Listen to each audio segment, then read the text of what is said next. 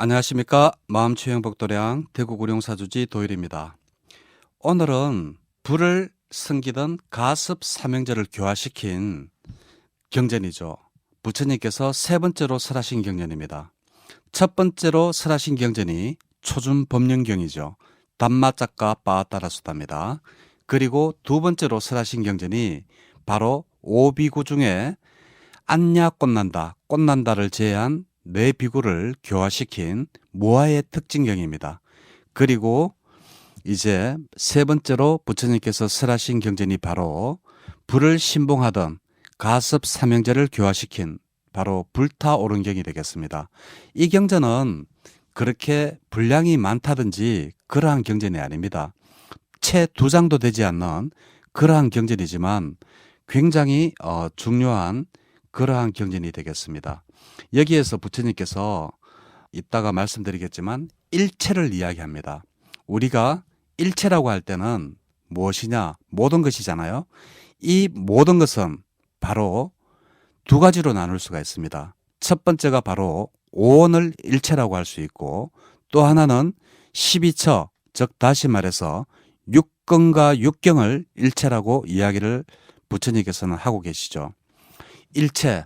그러면 왜 육근과 육경이 일체냐? 바로 우리 눈, 코, 귀, 입, 이런 혀 이런 게 없으면 그 대상 색성량 미촉법이 없기 때문에 이제 이 두 가지가 없으면 이 세상이 존재하더라도 내가 알지 못하기 때문에 바로 일체라고 하는 것은 바로 12처 육근과 육경을 이야기를 하고, 그리고 오온, 즉 다시 말해서 색수상 행식이 바로 일체다라고 이야기를 하고 있습니다. 그래서 이 불타오른경, 이것은 니까야에는 불타오른경이지만 그 율장에 보면 이름이 또 다릅니다. 똑같은 내용이지만 이름이 달라서 그 연소 법문에 대한 이야기 이렇게 나옵니다. 그래서 율장과 그리고 니까야에 나오는 이러한 내용은 똑같지만 이름은 바로 불타오른경, 그리고 연소 법문에 대한 이야기, 이렇게 율장과 니까야가 똑같은 내용이지만 다르다는 것을 말씀을 드립니다. 자, 부처님께서 이제 보드가야에서 깨달음을 얻으시죠. 이 깨달음을 얻으시고 난 다음에 바로 이제 내가 이 법을 다른 사람들에게 가르쳐 줘야 되느냐 말아야 되느냐 고민을 합니다. 고민을 하다가 이제 범천의 권청으로 인해 가지고 그래도 아직 세상에 아주까지 때가 덜 묻었는 중생들이 있을 거니까 그 사람들을 위해서 부처님께서 법문을 하시고 법을 펴십시오라고 하는 그러한 그 범천의 세 번의 간청을 듣고 이제 법을 펴기로 결심을 하십니다. 그렇게 이제 결심을 하시자마자 부처님께서 그러면 나의 가르침을 누구에게 가르칠까라고 이제 생각을 하시면서 바로 자기의 두 서성 알라라 깔라마와 우따까 라마푸따를 생각하게 됩니다. 부처님은 이 알라라 깔라마에게 바로 무소유처정을까지 공부를 했고 우따까 라마푸따에게 비상 비비상처정까지 공부를 했습니다. 그러면 우리가 욕계, 색계, 무색계에 있는 최상에 있는 비상 비비상처정까지 공부를 하셨는데 왜 그러면 이 두 서성을 버리고 따로 부처님께서 6년간 고행을 하셨느냐? 바로 그 이유는 바로 딱 한 가지입니다.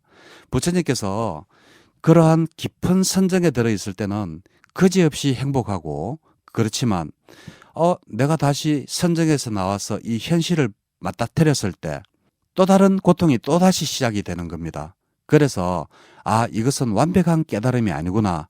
비록 내가 무색계 사선정인 비상 비비상처정까지 깨달았더라도 이것은 완벽한 괴로움으로부터 해탈이 아니구나라고 생각을 하시고 부처님께서 결국 6년간 고행 끝에 상수멸이라는 것을 깨달으시죠.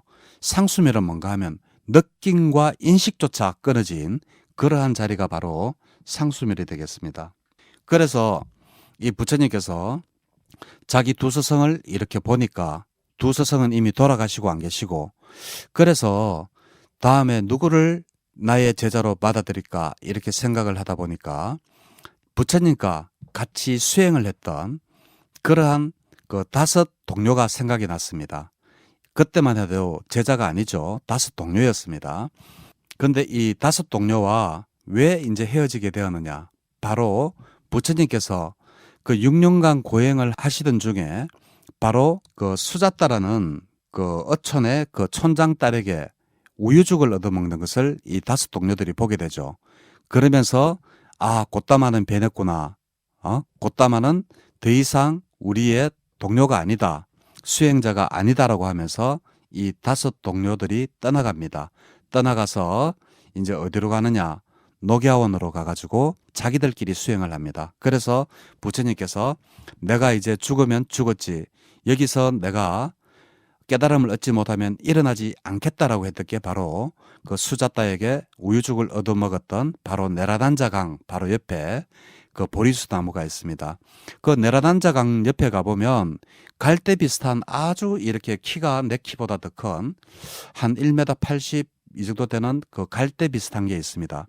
그래서 부처님이 그 갈대를 이렇게 잘라서 방석을 만드시고 그 위에 앉아서 이제 내가 깨달을 때까지 내가 비록 이 자리에서 죽더라도 일어나지 않겠다라고 하시죠. 그러면서 방석에 앉기 전에 부처님은 그 보리수 나무를 3바퀴를 돕니다. 그래서 이제 경전에 보면 모든 제자들이 이렇게 그 부처님 주위를 3바퀴를 돌면서 경배를 올리죠. 그 이유가 바로 그 부처님께서 그 깨달음을 얻을 때 바로 그 보리수 나무를 3바퀴 돌았기 때문에 그렇습니다. 자, 그렇게 해서 이제 이 5 제자에게 찾아갑니다. 이 찾아가서 이제 자신의 가르침을 펴려고 합니다. 그런데 부처님이 깨달았던 보드가야에서 그 녹야원까지는 약 한 250km 정도가 됩니다.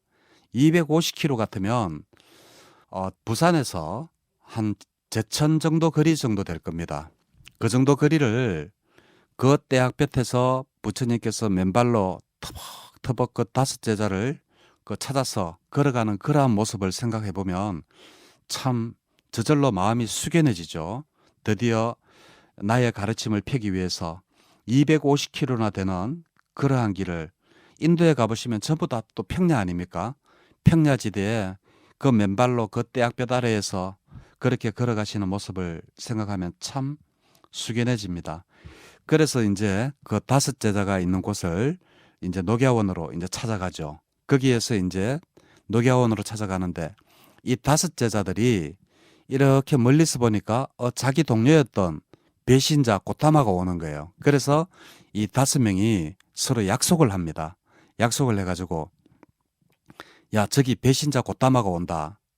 우리 아는 척도 하지 말자라고 이야기를 하고 이제 모른 척하자 이렇게 서로 약속을 합니다. 그런데 부처님이 모습이 점점 이렇게 자기들을 향해서 오자마자 예전의 모습과 달리 어딘가 모르게 거룩하고 몸에서 광채가 나고 뭔가 정말 깨달았는 몸 같고 이러니까 이 5 제자들이 자기들도 모르게 한 제자는 가져와서 대야에 물을 떠와서 발을 씻기고 한 제자는 의자를 가져와서 부처님을 앉히고 이제 이렇게 이제 해서 그 5 제자와 만나게 되는 겁니다.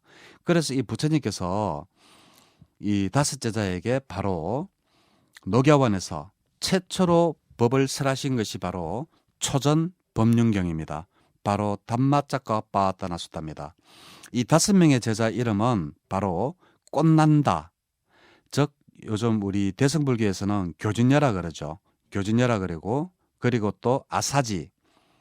예, 대승불교에서는 아슬시라고 합니다. 그리고 바파, 바제, 마하남 이러한 5명의 제자가 있었는데 이 제자에게 최초로 설하신 법이 뭐냐? 바로 팔정도를 설하십니다.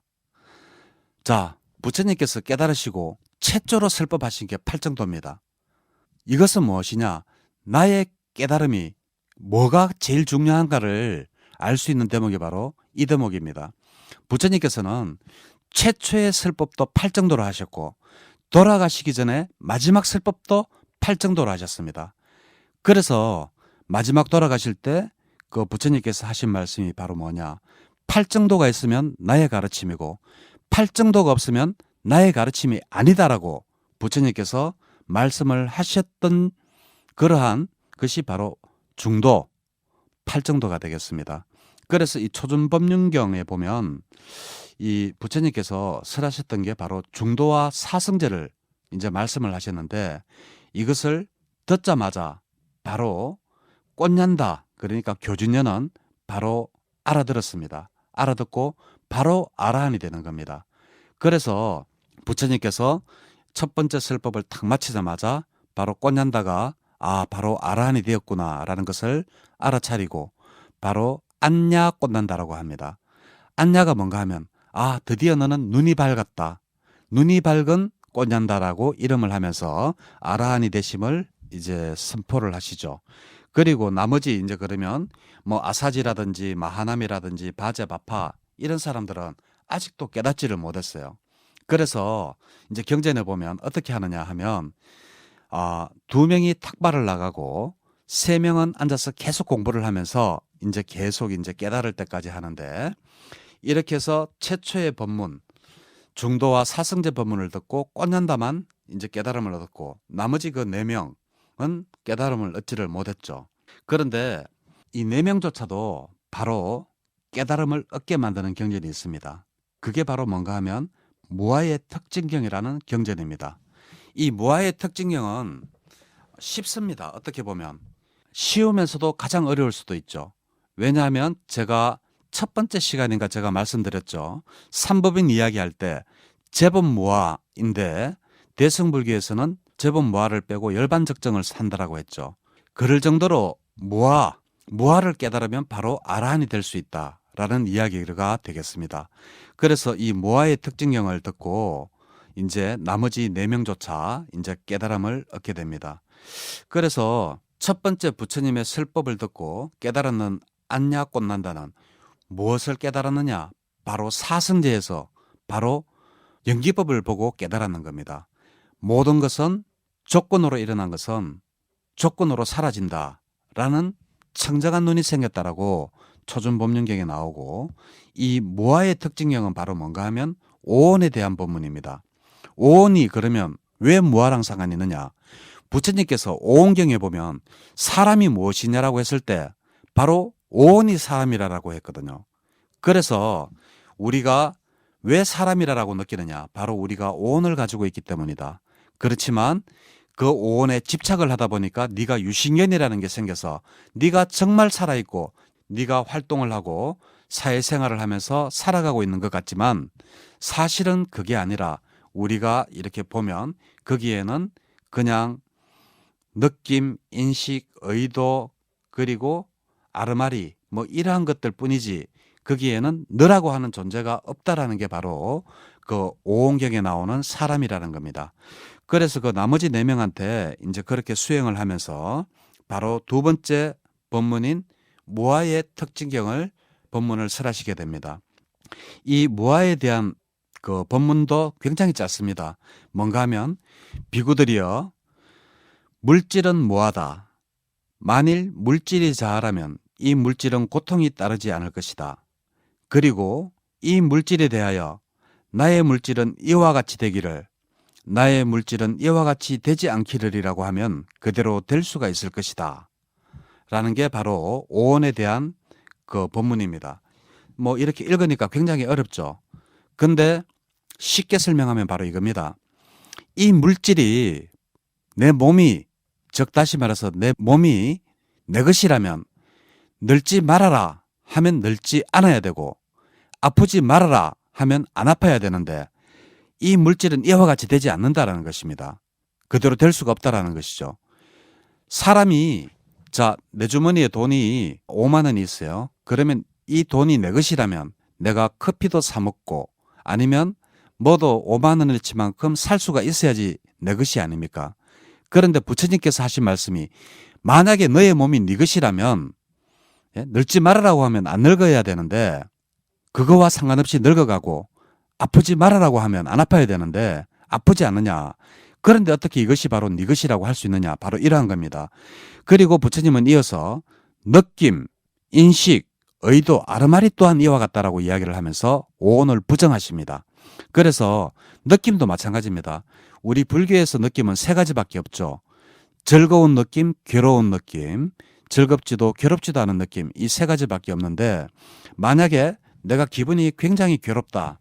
그러면 이 느낌이 나의 것이다라고 하면 괴롭지 말아라고 하면 괴롭지 않아야 되는데 또 불구하고 그렇게 안 되는 게 현실이죠. 그래서 부처님께서 이러한 오온에 대한 오온이 바로 나가 아니고 오온이 바로 그 무하다라는 이러한 법문 그러니까 무하의 특징경을 듣고 나머지 4명의 비구조차 이제 깨달음을 얻게 됩니다. 그래서 부처님께서 이러한 말씀을 하시죠. 오온은 무상하다. 무상한 것은 괴로움이다. 무상하고 괴로움이고 변하기 마련인 것은 이것을 나다. 이것이 나의 자아다라고 하는 것은 타당하지 않다라고 이야기를 하죠. 이거 무상고 무아 삼법인을 이야기하시는 겁니다. 그래서 오온이 뭐냐면 바로 일체라 그랬습니다. 일체가 무상하다. 재행무상이죠. 일체는 재행이랑 같은 말입니다. 그래서 재행이 무상하고 무상한 것은 괴로움이고 일체계고가 되고 무상하고 괴로움이고 변하기 마련인 것을 나다 내 것이다 할 수 없다. 이것이 바로 제법무아가 되는 겁니다. 그래서 무아의 특징경이라고 하지만 여기에서도 부처님께서 삼법인을 이야기하고 계시는 겁니다. 그래서 이 삼법인의 이 오온의 무상하다는 이러한 법문을 듣고 나머지 비구들이 모두 깨달음을 얻었습니다. 그래서 이 5 제자가 전부 다 이제 깨달음을 얻고 그리고 이제 아라한이 되었죠. 그래서 이 세상에는 드디어 6명의 아라한이 생기게 되는 겁니다. 무엇을 통해서? 부처님의 첫 번째 법문인 초전법륜경과 두 번째 법문인 무아의 특징경을 통해서 이 세상에는 6명의 아라한이 됩니다. 5비구와 부처님조차 포함했습니다. 그리고 나서 이제 부처님께서 길을 떠납니다. 어디로 길을 떠나는가 하면 바로 부처님 당시에 수행을 할 때 빈비사라왕이 있었습니다. 빈비사라왕이 그 왕사성의 왕이죠. 마가다국의 왕입니다. 이 마가다국은 나중에 전 인도를 통일하는 마우리아 왕조를 세우는 그러한 나라가 되는 겁니다. 부처님 당시에 16개 나라가 있었다고 했지만 사실상 큰 나라는 2개밖에 없었습니다. 뭐냐면 마가다국과 코살라국입니다. 코살라국에는 부처님의 가장 아끼는 기원정사가 바로 거기에 있었죠. 그리고 마가다국에는 많이 듣는 왕사성이 바로 거기에 있습니다. 그리고 독수리봉바위 뭐 이런 거 있지 않습니까? 이게 바로 왕사성에 있는데 바로 이 왕사성의 왕이 바로 빈비사라 왕이었습니다. 나중에 이 빈비사라 왕도 그 자기 아들에게 왕위를 뺏기고 지하 감옥에서 비참하게 돌아가시죠. 그런데 이 빈비사라 왕이 부처님이 이렇게 수행할 때 모습을 보니까 범상치가 않거든요. 그래서 이 빈비사라 왕이 부처님에게 가서 한 가지 부탁을 합니다. 수행자여, 만약에 당신이 깨달음을 얻으면 나에게 와서 그 깨달음을 가르쳐 줄 수 없겠느냐라고 이야기를 하니까 부처님께서 이제 말씀을 하지 않음으로써 약속을 하셨던 거죠. 침묵으로서 약속을 하셨습니다. 그래서 이 5 제자들을 전부 아라한으로 만들고 난 이후에 이제 빈비사라 왕을 만나기 위해서 녹야원에서 이제 왕사성으로 가고 있습니다. 이 왕사성으로 가던 도중에 누구를 만나느냐? 바로 많이 들었죠. 야사라는 그 비구를 만나게 됩니다. 이 야사는 누구냐 하면 바로 바라나시에서 아주 부잣집 아들입니다. 그러니까 부잣집 아들이니까 매일 뭐 하겠어요? 매일 술 먹고 그냥 여자 만나고 뭐 이런 것만 했겠죠. 글자 그대로 주지육림에 빠져서 살았을 겁니다. 그런데 야사가 그런 생활을 쭉 하다가 한날은 아침 새벽에 눈을 떴는데 너무 자기 생활이 너무 막 괴로운 거예요. 왜? 밤에는 그렇게 예쁘던 여자들도 자는데 보니까 막 침을 흘리고 자고 막 이렇게 살을 내놔놓고 자고 막 땅바닥에 누워서 자고 이러한 모습들이 너무 막 그냥 추해 보이고 이래서 괴롭다 그러면서 자기도 모르게 막 달려가는 겁니다. 아, 괴롭구나, 괴롭구나 그러면서 막 뛰어가는데 이제 부처님이 이제 앉아 계시는 쪽으로 이제 막 뛰어가는 거예요. 그러다 보니까 부처님이 이렇게 보니까 아, 쟤는 나의 제자가 될 수 있겠구나라는 것을 천안으로 아셨겠죠. 그러니까 그렇게 아, 괴롭구나, 괴롭구나라고 이야기하면서 뛰어가는 그 야사에게 이러한 말을 합니다. 당신이여, 여기에는 고통이 없고 괴로움이 없습니다. 여기에 와서 앉으십시오. 내가 그대에게 괴로움을 벗어나는 가르침을 설하겠습니다. 라고 이야기를 하니까 야사비구가 이렇게 탁 이렇게 보니까 범상치 않은 사람이 앉아서 그렇게 이야기를 하니까 이제 그 부처님에게 다가가서 앉았습니다. 앉아서 이제 그 법문을 듣죠. 거기에 이제 부처님께서 어떠한 법문을 하시는가 하면 이거는 경전에 나오는 게 아닙니다. 바로 율장, 마하박가에 나오는 이야기입니다. 거기에 보면 바로 야사에게 설한 법문이 바로 제일 첫 번째 중요한 보시에 대한 공덕에 대해서 이야기합니다. 보시는 제가 왜 중요하다라고 지난번 시간에도 말씀을 드렸죠. 첫 번째 강의에 제가 말씀드렸습니다. 자기의 욕심을 줄일 수 있는 가장 좋은 연습이 바로 보시기 때문입니다. 탐욕을 줄일 수 있는 거, 그것이 바로 보시기 때문에 야사에게 처음으로 보시에 대한 공덕을 이야기하고 그리고 계행에 대한 이야기를 합니다. 그리고 감각적 쾌락에 대한 욕망에 대한 위험성에 대해서 이야기하고 그리고 감각적 쾌락에서 벗어나는 공덕에 대해서도 이야기를 합니다. 그리고 마지막으로 사성제에 대한 법문을 하죠. 그러니까 이 야사는 무슨 말인지를 도대체 알아듣지를 못하는 겁니다. 그런데 그때 누가 찾아오는가 하면 바로 아들이 괴롭다 괴롭다 그러고 나가던데 아들이 돌아오지 않으니까 바로 야사 아버지가 찾아옵니다. 야사 아버지가 찾아오는데 부처님께서 깨달으시고 나서 여기서 최초로 신통력을 보입니다. 어떠한 신통력을 보이는가 하면 야사가 바로 부처님 옆에 앉아 있는데도 불구하고 야사 아버지는 야사를 보지 못하도록 하는 그러한 신통력으로서 이제 야사 아버지를 이제 만납니다. 그래 야사는 바로 옆에 앉아 있죠. 부처님께서 처음으로 하신 그러한 법문을 듣고 이 야사가 깨닫지를 못하니까 찾아온 아버지에게 야사에게 했던 법문을 다시 한 번 더 합니다. 보시에 대한 공덕, 계행에 대한 이야기, 감각적 쾌락에 대한 욕망에 대한 위험, 그리고 여기에서 벗어나는 공덕, 그리고 사성제에 대한 그 법문을 하니까 이제 드디어 야사가 무엇이든 생겨나는 것은 소멸하는 법이구나라는 청정한 눈이 되어서 바로 아라한이 되는 거죠. 그리고 이 야사의 아버지도 야사보다 더 성건이 있었던지 야사의 아버지도 바로 무엇이든 생겨나는 것은 소멸한다라는 것을 알게 됩니다. 그래서 저는 세존께 기여합니다. 그 가르침에 기여합니다. 그리고 참 모임에 기여합니다. 불법성이죠.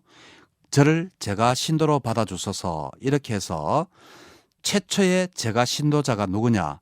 바로 야사의 아버지가 바로 최초의 제가 신도자가 되는 겁니다. 이로써 우리 부처님은 무엇이 갖추어졌느냐? 바로 불법성이라는 삼보가 갖추어지게 되는 겁니다. 이제부터 부처님은 하나의 깨달은 자가 아니라 하나의 교를 갖추는 그러한 중요한 계기가 되는 게 바로 야사의 아버지가 제가 신도가 됨으로써 바로 불법성 삼보가 이루어지게 되는 겁니다. 그래서 이 야사가 아버지에게 설법을 듣고 번뇌로부터 해탈하여 아라한이 되어서 바로 구족계를 받으니까 이제 몇 명이 됩니까? 5명의 제자와 부처님 그리고 야사까지 7명의 아라한이 생겨나게 되죠. 이렇게 7명의 아라한이 생겨나게 되고 야사 아버지가 또 이제 야사를 찾으러 간다고 나갔는데 또 안 돌아오니까 누가 오는가 하면 바로 야사의 어머니와 야사의 부인이 이제 야사를 찾으러 오다가 또 부처님을 만납니다. 그런데 이 야사의 어머니와 야사의 부인에게 어떠한 법문을 하는가 하면 야사에게 했던 똑같은 법문, 보시, 계행, 감각적 욕망에서 오는 위험, 그리고 이 욕망을 버림에서 오는 공덕, 사성제, 또 똑같은 법문을 똑같이 하자마자 바로 야사와 야사의 어머니 또한 바로 무엇이든 생겨나는 것은 소멸한다. 만들어진 것은 언젠가는 부서지고 태어나는 것은 언젠가는 죽기 마련이다라는 이러한 밝은 눈이 생겨납니다. 그러면서 바로 부처님에게 귀의를 하죠. 그래서 최초의 제가 여신도가 되는 사람이 누구냐? 바로 야사의 어머니와 야사의 부인이 되는 겁니다. 자, 이렇게 해서 이제 성단은 완전히 구성이 되었고, 이제 이 세상에는 바로 야사를 포함해서 7명이 아라한이 생겨났는데, 야사를 찾으러 아버지도 가고 야사의 어머니도 가고 전처도 갔는데 이 야사가 돌아오지 않으니까 4명의 친한 친구가 야사를 찾으러 오는 겁니다. 그런데 이 야사 친구 4명 이름이 바로 누군가 하면 비말라, 수바나, 뿐자나, 가반반띠라는 이 4명이 야사를 찾아옵니다. 그 이 4명이 찾아오는데 부처님을 또 만나게 되죠. 그래서 이 부처님은 또 똑같은 말씀을 이 4명에게 합니다. 그런데 이 4명이 성건이 있었든지 바로 아라한이 되는 겁니다. 그래서 이 세상에는 드디어 11명의 아라한이 생겨나게 되는 거죠. 11명의 아라한이 생겨나고 이 4명의 친구조차 오지 않으니까 이제 온 마을이 이제 막 사람이 사라졌다고 난리 났을 거 아닙니까? 그래서 50명의 그 야사 친구들이 한꺼번에 다 오는 겁니다. 그래서 부처님께서 이 50명의 친구들을 다 이제 만나서 바로 야사에게 했던 보시에 대한 공덕, 계행에 대한 이야기, 감각적 쾌락에 대한 욕망의 위험, 그리고 감각적 쾌락에 대한 욕망에서 벗어나는 공덕, 그리고 사성제 법문을 하자마자 이 50명이 바로 동시에 아라한이 되어버리는 겁니다. 그래서 11명의 아라한과 50명의 아라한이 합쳐져서 이 세상에는 드디어 61명의 아라한이 생겨나는 겁니다. 그런데 어떤 분들은 60명이 아라한일 때 부처님께서 바로 전법선언문을 하셨다라고 하고, 어떤 분은 61명일 때 전법선언문을 하셨다라고 하는데 두 분 다 맞습니다. 왜냐하면 60명이라고 할 때는 이미 부처님을 교주로서 뺏는 상태고, 61명이라고 할 때는 부처님을 포함해서 61명의 아라한이라고 말씀을 하고 있기 때문입니다. 그리고 나서 이 61명이 됐을 때 부처님이 최초로 전법선언문이라는 것을 하시죠. 저는 이 전법선언문 언제 읽어도 너무 좋더라고요. 진짜 전법선언문은 진짜 가슴이 찡합니다. 여기에서 우리가 해야 될 일이 뭐냐? 우리 불자나 저 같은 스님이나 해야 될 일을 이 전법선언문에 그대로 나와 있습니다. 바로 무엇을 해야 되느냐? 부처님은 지금 현재 행복하게 살면서 포교를 하라는 게 바로 부처님의 가르침입니다. 그래서 이 전법선언문 참 언제 읽어도 정말 너무 좋지만 한번 읽어보겠습니다. 비구들이여, 나는 모든 속박으로부터 벗어났다. 그대들 또한 모든 속박으로부터 자유롭게 되었다. 비구들이여, 이제 여러 곳으로 떠나라. 많은 사람들의 이익과 행복을 위하여 세상을 불쌍히 여기고 사랑과 하늘의 행복과 안락을 위하여 한 길로 두 사람이 가지 마라. 비구들이여, 처음도 좋고 중간도 좋고 끝도 좋은 바른 도리와 표현을 갖춘 법을 설하라. 나도 우르벨라의 세나가미로 가리라. 정말 가슴이 찡하지 않습니까? 바로 처음도 좋고 중간도 좋고 끝도 좋은 부처님 가르침을 전하러 길을 떠나라는 게 바로 전법선언문입니다. 이렇게 해서 전법선언문을 설하고 부처님은 이제 왕사성으로 떠나게 되죠. 그런데 여기에서 한 가지 문제가 됩니다. 자, 성가가 이루어졌으면 이제 형식이 있어야 되는데 그 형식이 바로 뭐냐 하면 각자가 떠나서 이제 부처님의 제자가 되면 무엇을 해야 되느냐? 바로 나는 수행성들에게 구족계를 줄 수 있도록 허용한다. 지금까지는 부처님이 직접 구족계를 줬지만 이제 그 61명의 아라한들에게 권한을 주는 겁니다. 그래서 구족계를 줄 수 있게 허용을 한다라는 최초의 계율을 바로 전법선언문과 함께 만들게 되는 겁니다. 그래서 거기에 형식은 어떻게 하느냐. 먼저 머리를 깎게 하고 가사를 입히고 그리고 한쪽 어깨에 상의를 걸치게 하고 그리고 양발을 쪼아리게 한 뒤 웅크리고 앉아서 합장하고 이와 같이 말해야 한다. 그것이 바로 무엇이냐 하면 거룩한 부처님께 기여합니다. 거룩한 가르침에 기여합니다. 거룩한 성가에 기여합니다. 스님이 아닙니다. 예, 거룩한 성가에 기여합니다. 이것을 3번 반복하게 해라. 그래서 출가시켜서 구적해 주는 것을 나는 허용한다라고 최초의 지계를 만드시게 됩니다. 그래서 이제 이렇게 전법 선언문을 하시고 그 왕사성에 있는 우르벨라로 부처님께서 길을 가시는 겁니다. 길을 가셨는데 그 왕사성에 가는 이유가 빈비사라 왕을 만나러 간다라고 하지 않았습니까? 근데 빈비사라 왕을 만나러 왕사성에 거의 다 도착했을 때 이미 빈비사라 왕은 불을 신봉하는 가습 사명제들이 이미 이 왕사성에 많은 신도들과 이미 빈비사라 왕조차 이 가습 사명제를 따르는 그러한 일이 있었습니다.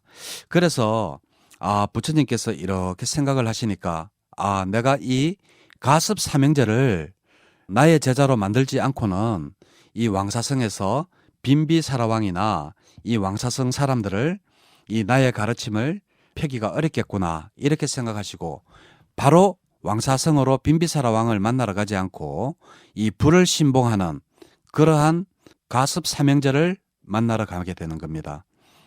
그리고 그 가습 사명제를 만나기 전에 그 왜 잘 아시죠? 그 도망간 기녀들을 찾으러 온 30명을 또 출가를 시킵니다. 그 다들 잘 아시니까 짧게 이야기하겠습니다. 그 가습 사명제를 만나러 가는데 이제 지체 높은 그 자제분들이 기녀들과 이제 밤새도록 이제 놀려고 이제 여러 가지 이제 뭐 음식부터 해가지고 뭐 보석 이런 게 있었겠죠. 그래가지고 이제 술을 먹고 있는데 한 기녀가 거기에 있는 재물들을 가지고 전부 다 도망을 갔는 겁니다. 그러니까 이제 막 30명이나 되는 사람들이 이제 그 기녀를 찾으러 막 오다가 부처님을 만났는 거죠.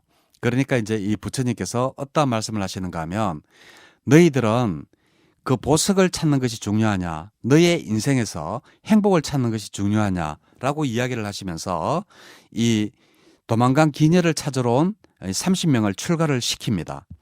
그리고 나서 이제 우르벨라에 사는 가습 사명제를 찾아갑니다. 그래서 이 첫 번째로 찾아가는 게 바로 누구냐 하면 이 가습 사명제는 제일 첫 번째 형은 우르벨라 가섭, 두 번째는 나디 가섭, 세 번째는 가야 가섭입니다.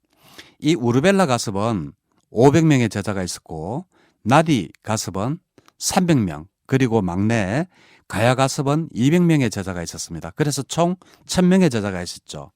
그래서 이 부처님께서 제일 맏형인 우르벨라 가섭을 찾아갑니다. 찾아가서 제가 오늘 여기 하룻밤을 머물고 싶으니까 여기서 하룻밤을 머물 수 있도록 허락해 주십시오. 이야기를 하니까 우르벨라 가섭이 콧방귀를 낍니다. 왜냐하면 너는 브라만이 아니지 않느냐. 너는 크샤트리아족이니까 우리랑 같이 잘 수 없다. 그런데 저 옆에 저 동굴이 하나 있는데 저기서 자려고 하면 저기서 자라라고 이야기합니다. 그러니까 부처님이 거기라도 좋으니까 하룻밤 자도록 해주십시오 라고 이야기를 합니다. 그러니까 우르벨라 가섭이 근데 그 안에는 큰 뱀이 살고 있어서 그 들어가면 죽을 텐데 그래도 괜찮으냐고 이야기를 하자 부처님께서는 그래도 괜찮다라고 이야기하면서 그 동굴에서 이제 하룻밤을 자게 되죠. 그런데 그 다음날 아침에 이 우르벨라 가섭이 이렇게 보니까 어제 저녁에 그 사람이 참 모양도 참 이렇게 잘생겼고 뭔가 이렇게 깨달은 듯한 그러한 사람인데 죽지는 않았는지 굉장히 궁금한 겁니다. 그래서 이 우르벨라 가섭이 그 동굴 앞에서 이제 그 사람이 나오는지 안 나오는지 기다렸죠. 근데 부처님께서 바로 안에다가 그 뱀을 잡아가지고 아주 쬐끄만하게 미꾸라지처럼 만들어서 바로 위에 담아서 걸어 나오는 그러한 신통력을 보이게 되는 겁니다. 그래서 이렇게 왜 벽 하나 이런 데 보면 아주 이렇게 부처님께서 이렇게 바로 안에 그 미꾸라지처럼 당겨져 있는 물고기가 당겨져 있는 그러한 그림을 보실 겁니다. 이게 바로 우르벨라 가습을 교화시키기 위해서 부처님께서 신통력으로 아주 큰 뱀을 미꾸라지처럼 만들었는 그러한 게 되겠습니다. 자, 그러니까 이 우르벨라 가습이 깜짝 놀라는 거죠. 깜짝 놀라서 바로 부처님의 제자가 되겠다라고 합니다. 그런데 제자가 되겠다라고는 했지만 아직도 잘 못 믿는 거죠. 그러니까 이제 두 번째 부처님이 또 다른 신통력을 보이는데 바로 하늘나라에 올라가는 겁니다. 하늘나라에 올라가서 하늘나라의 대왕에게 슬퍼하는 모습을 우르벨라 가습에게 이렇게 보여주는 겁니다. 그렇게 해서 두 번째 신통력을 보이고, 그리고 그래도 아직 의심을 하니까 세 번째 신통력을 보이는데, 그것은 바로 제석천하능에게 슬퍼하는 그러한 모습을 또 보이고, 그래도 이 우르벨라 가습이 아직까지 완전히 자기에게 기이하지 않았다라고 생각을 하니까 네 번째 그것도 신통력을 보입니다. 그것이 뭔가 하면 바로 권청, 그러니까 사암빠띠에게 그 법을 설하는 이러한 모습을 보입니다. 그러면서 이 사암빠띠가 부처님에게 이렇게 부처님 법을 설하십시오, 법을 설하십시오 하는 그러한 이제 이야기를 바로 우르벨라 가습이 보도록끔 하는 거죠. 그때 사암빠띠가 부처님에게 했던 말이 무엇인가 하면, 오염된 자들이 생각해낸 부정한 가르침이 일찍이 마가다 사람들에게 퍼져 있으니 불사의 문을 열어줘 주소서. 그들이 듣게 하소서. 청정한님께서 깨달은 진리를 듣게 하소서.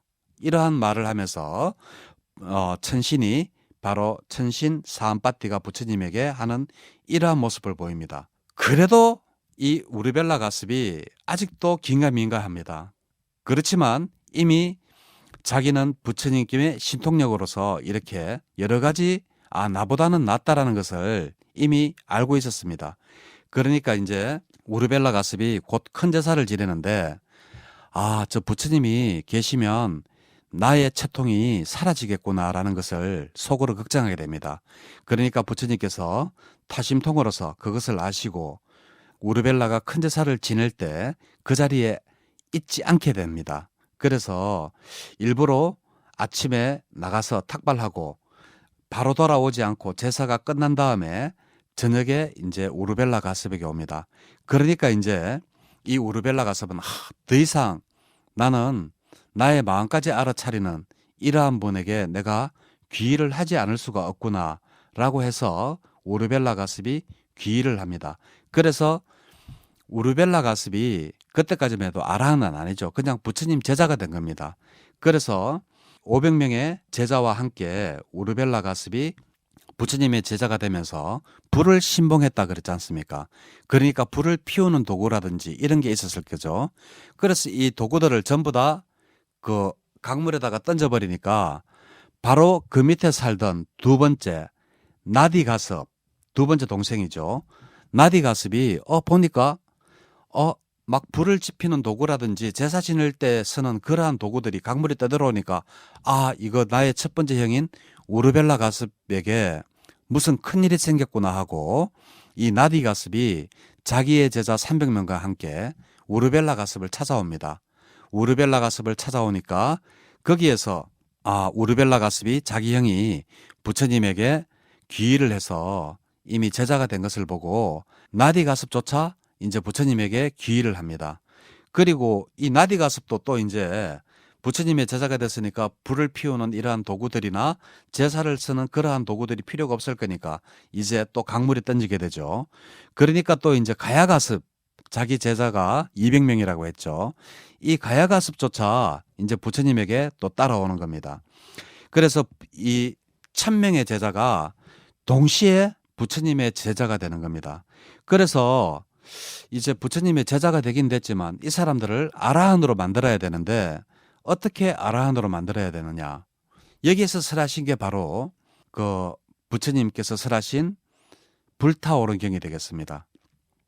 자, 부처님께서 이렇게 생각을 해보니까 불을 신봉했으니까 이 사람들은 불을 오랫동안 신봉했기 때문에 눈을 감으면 불에 대한 잔상이 남아있을 것이라는 것을 이 신통력으로 아십니다. 그래서 이 사람들에게 불타오른 경을 이야기를 해야 되겠구나라고 이제 하시면서 이 아라한을 1,000명이나 되는 제자를 동시에 아라한으로 만들어는 그러한 법문을 하십니다. 그 법문이 뭔가 하면 바로 비구들이여 일체가 불타오르고 있다. 비구들이여. 그러면 어떤 일체가 불타오르고 있는가? 바로 눈이 불타오르고 있고 형색이 불타오르고 있고 눈의 아르마리가 불타오르고 있다. 눈의 감각 접촉이 불타오르고 눈의 감각 접촉으로 조건으로 하여 일어나는 즐겁거나 괴롭거나 괴롭지도 즐겁지도 않은 느낌이 불타오르고 있다. 그러면 무엇이 의해서 불타오르고 있는가? 바로 탐욕, 성냄, 어리석음으로부터 불타오르고 있다. 태어남과 늙음, 죽음과 근심, 탄식, 육체적 고통, 정신적 고통, 절망으로 인해서 너희들이 불타고 있다는 겁니다. 자, 한번 생각 한번 해보십시오. 불을 이렇게 신봉해서 매일 불타오르는 그러한 모습을 보다가 그런 사람들에게 갑자기 이 세상은 불타고 있다, 일체는 불타고 있다라고 하니까 이 사람들이 1,000명이나 되는 제자들이 깜짝 놀라는 겁니다. 막 자기 몸이 막 불타오르고 있는 것 같고 그런 것을 느끼지 않았겠습니까? 그런데 여기에서 바로 부처님은 무엇을 말씀하시느냐? 바로 일체가 불타오르고 있다. 일체는 아까 제가 뭐라 그랬죠? 육근과 육경이라 그랬습니다. 그래서 눈이 불타오르고 있고 거기에 대상이 되는 형색이 불타오르고 있고 그리고 눈의 감각 접촉으로 인해서 그 일어나는 느낌조차도 불타오르고 있다. 바로 연기법을 이야기하시죠. 그죠? 느낌조차도 불타오르고 있고 그래서 이러한 연기법을 설하시면서 이 1,000명이 바로 아란이 되도록 만드는 겁니다. 그런데 이 세상이 불타오르고 있다. 그러니까 막 이 사람들이 막 이제 막 광분이 되는 거죠. 불을 신봉했는데 일체가 불타오르고 있다라고 하면서 거기에 대해서 사승제 그 원인까지 말씀하십니다. 무엇으로 불타오르고 있느냐? 너의 욕심에 의해서 너의 눈이, 너의 대상이, 너의 아르마리가 그리고 너의 느낌이 전부 다 불타오르고 있다라고 이야기를 합니다. 이로 인해서 바로 태어남이 있고 바로 늙음과 죽음이 생겨난다라고 이야기를 합니다. 그래서 바로 이 아라한이라는 이러한 1,000명이라는 바로 1,000명이 동시에 그 아라한이 되는 이러한 법문이 되겠습니다. 이 불타오른 경의 핵심은 바로 이것입니다. 일체는 불타오르고 있다. 그리고 우리 육근이 불타오르고 있고 육경이 불타오르고 있고 이것을 접촉을 하여 일어나는 육식이 불타오르고 있고 그리고 이것을 또 접촉으로 인해서 일어나는 느낌, 즐겁거나 괴롭거나 괴롭지도 즐겁지도 않은 느낌조차도 불타오르고 있다. 그러시면서 무엇에 의해서 불타오르느냐? 바로 탐진치, 바로 너희들의 욕심과 환행과 어리석음 때문에 불타오르고 있다. 이로 인해서 태어남과 죽음이 있다. 라고 이야기하시면서 연기법을 말씀하십니다. 자, 이 불타오른 경은 바로 12처설을 법문하신 겁니다. 12처설은 바로 뭔가 하면 현실 세계를 있는 그대로 보라는 겁니다. 모든 것은 이 12가지에 들어가느니라. 그리고 이 12가지는 다 덧없는 것이니라고 부처님이 말씀하셨습니다. 자, 12가지가 뭐냐? 바로 육근과 육경입니다. 그리고 이러한 가르침들은 어디에? 경전 곳곳에 나옵니다. 상류따 니까야에 육처 상류따에 보면 246개 경이 바로 12처설 육근과 육경에 대해서 이야기하고 있고 비방가에 보면 12처설에 대해서 이야기하고 있고 또 세상경, 일체경 등 많은 경전에서 바로 이 12처설에 대해서 이야기합니다. 바로 우리 일체가 불타오르고 있는 겁니다. 우리 눈이 예쁜 여자를 봤을 때 불타오르고 좋은 집을 봤을 때 불타오르고 좋은 차를 봤을 때 불타오르고 있는 겁니다. 바로 무엇에 의해서? 탐욕과 갈망에 의해서, 가래에 의해서 우리가 불타고 있는데 우리는 불타고 있다는 것을 모르고 살아가는 것뿐이죠. 그렇지만 눈이 밝은 그러한 1,000명의 제자, 불을 신봉하는 제자들은 그 나름대로 수행을 했지 않겠습니까? 수행을 했으니까 그만큼 성근도 많이 닦았겠죠. 그래서 그런지 바로 일체가 불타고 있다라는 이러한 부처님의 단 한마디로 부처님께서 설하신 이러한 불타오른 경에 의해서 깨달음이 이루어지는 겁니다. 그래서 세상에는 드디어 1000명의 그 불을 신봉하는 제자들과 그리고 61명의 아라한, 이렇게 해서 세상에는 드디어 1061명의 아라한이 생겨나는 겁니다. 자, 그리고 나서 이제 부처님께서 그 누구를 만나러 왕사성으로 갔습니까? 바로 빈비사라 왕을 만나러 그 왕사성으로 갔죠. 마가다국의 수도 왕사성이죠. 그래 이제 빈비사라 왕을 만나러 가는데 어디서 많이 본 사람인데 라고 하는데 뒤에 따라오는 사람들을 보니까 자기가 믿고 따랐던 스승인 우르벨라 가스부터 해서 난디 가스, 가야 가스까지 쭉 이렇게 해서 1000명의 제자들을 데리고 제일 앞에 서서 오는 분이 바로 어떤 수행자한테 내가 전에 당신이 깨달음을 얻으면 나에게 가르침을 주십시오라고 했던 그 사람이 제일 앞에서 오는 겁니다. 바로 부처님이시죠. 그래서 이 부처님께서 빈비사라 왕을 만나서 이제 법을 설하십니다. 그때 부처님의 나이가 바로 35세 때입니다. 29세 때 출가를 하시고 그리고 6년간 고행을 하시고 고행을 하자마자 바로 득도를 하시자마자 바로 이렇게 많은 그 제자들이 바로 아라한이 되고 그리고 빈비사라 왕과 그리고 마가다국의 사람들 12만 명이 바로 그 자리에서 부처님에게 귀의를 합니다. 정말 대단한 신통력이지 않습니까? 부처님께서 깨달으시고 1년이 채 되지 않아서 바로 12만 명의 제자가 생기는 겁니다. 그래서 이 빈비사라 왕은 그 부처님에게 자기에게 찾아와서 당신이 깨달았는 가르침을 나에게 줘서 고맙다고 바로 선물을 하게 되죠. 그게 뭔가 하면 바로 최초의 정사인 중림정사가 바로 이 빈비사라 왕이 기증을 하게 되는 겁니다. 그래서 이 불타오른 경, 자, 부처님이 깨달아서 어떻게 해서 1000명의 제자를 귀화를 시키고 바로 아라한이 되도록 만들었느냐. 바로 일체가 불타오르고 있다라는 그 불타오른 경으로 인해서 바로 아라한이 됐습니다. 자, 지금 방송을 들으시는 보살님들도 한번 생각을 한번 해보세요. 정말 나의 눈은 욕망으로 불타오르고 있지 않은지, 나의 귀는 좋은 소리를 듣고자 하는 갈망으로 불타오르고 있지 않은지 한번 생각을 한번 해보십시오. 우리도 모르게 육권, 눈, 코, 귀, 혀, 설, 혀 이런 것들은 전부 다 더 좋은 것을 향해서 더 만난 것을 향해서 갈망하고 탐욕하고 있는 겁니다. 그런데 이것을 불타오르고 있다라고 한번 생각을 해보십시오. 나의 몸이 이렇게 지금 불타는데도 우리는 그 갈망과 갈등을 우리가 없애지 못하고 있지 않습니까? 자, 지금부터라도 갈망과 그 욕망 이러한 것들을 조금 좀 내려놓고 불을 신봉하던 가섭 사명제가 깨달음을 얻었듯이 그 부처님께서 많은 법을 설하시지 않으셨습니다.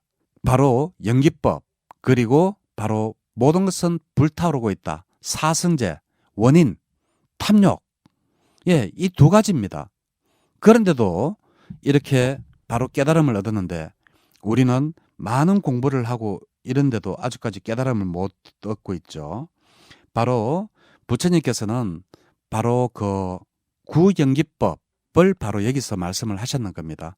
불타오른 경에서 바로 육건 즉 안이비설신의가 색성량 미촉법을 만나서 촉이죠. 육입입니다. 그죠?